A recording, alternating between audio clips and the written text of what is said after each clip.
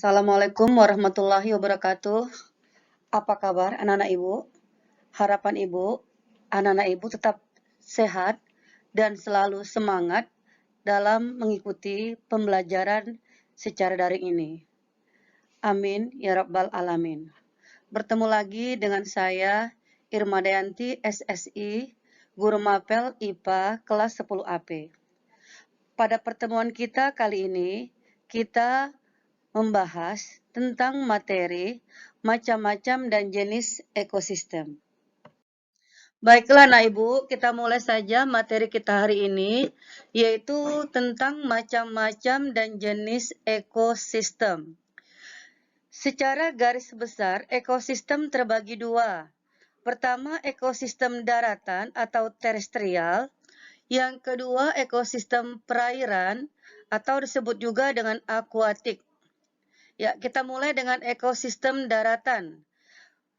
Ekosistem daratan yang pertama adalah ekosistem hutan hujan tropis. Hutan di sini bersifat heterogen, artinya terdiri atas berbagai jenis tumbuhan atau pepohonan dan berada di daerah yang memiliki curah hujan cukup tinggi. Indonesia termasuk negara yang mempunyai ekosistem hutan hujan tropis yang dihuni oleh berbagai jenis flora dan fauna. Bisa berupa binatang buas harimau, bermacam-macam burung, badak, juga jenis hewan lainnya, dan tumbuh-tumbuhan berupa pepohonan yang berdaun cukup lebat. Ekosistem yang kedua adalah ekosistem hutan gugur. Jenis ekosistem ini adalah wilayah hutan yang berada di daerah yang memiliki 4 musim. Negara-negara yang memiliki 4 musim biasanya berada di wilayah yang beriklim subtropis.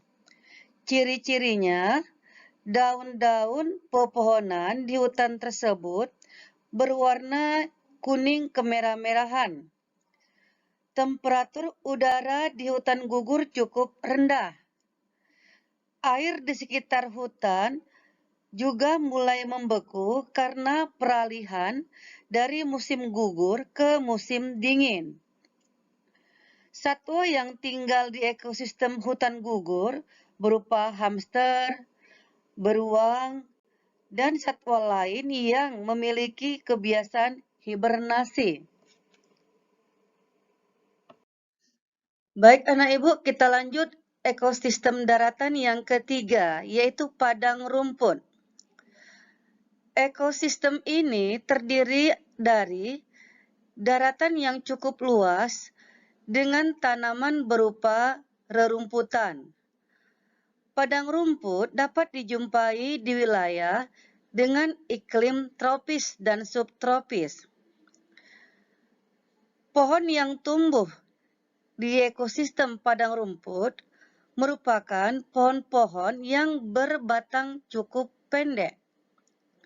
Dan jumlahnya juga tak begitu banyak karena ekosistem ini memang didominasi oleh rumput. Hewan mendiami ekosistem ini, contohnya hewan-hewan herbivor atau pemakan rumput, seperti banteng, jerapah, zebra, rusa, serta hewan pemangsa seperti jaguar dan singa. Ekosistem daratan yang keempat adalah ekosistem gurun. Gurun merupakan daerah berpasir yang terletak di wilayah dengan suhu cukup tinggi. Suhu udara yang sangat panas dipengaruhi dengan curah hujan yang sangat rendah.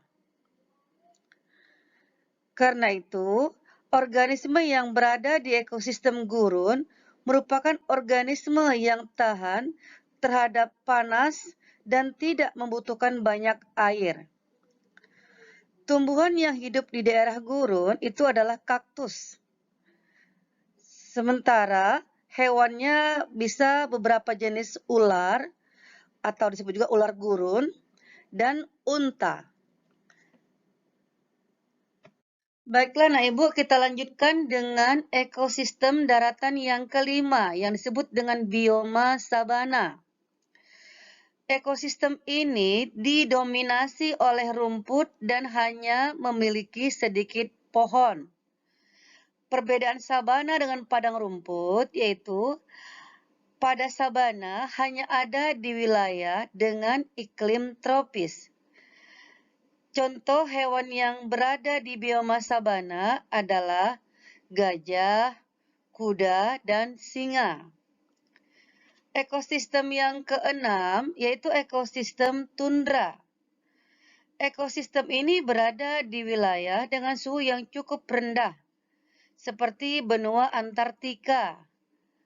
Musim dingin yang berlangsung di ekosistem tundra hampir 9 bulan lamanya, tanpa ada cahaya matahari yang menyinari. Jenis tanaman yang berada di ekosistem tundra berupa lumut, sementara hewannya berupa beruang kutub, rusa kutub, dan bison. Kita lanjutkan dengan ekosistem daratan yang terakhir atau yang ketujuh, yaitu bioma taiga. Bioma taiga merupakan salah satu jenis hutan yang berada di wilayah beriklim subtropis dan beriklim dingin. Tumbuhan yang hidup di bioma ini adalah pepohonan dengan daun yang berbentuk seperti jarum. Misalnya pohon cemara, pohon elder, sementara satwanya berupa serigala dan beruang hitam. Itulah Nak Ibu, berbagai macam ekosistem daratan yang terdapat di muka bumi. Berikut kita lanjutkan dengan ekosistem perairan atau akuatik. Ekosistem perairan terbagi dua, ada ekosistem air laut dan ada ekosistem air tawar. Kita mulai dengan ekosistem air laut. Ekosistem air laut merupakan contoh dari ekosistem alam yang mana memiliki air dengan konsentrasi garam yang cukup tinggi.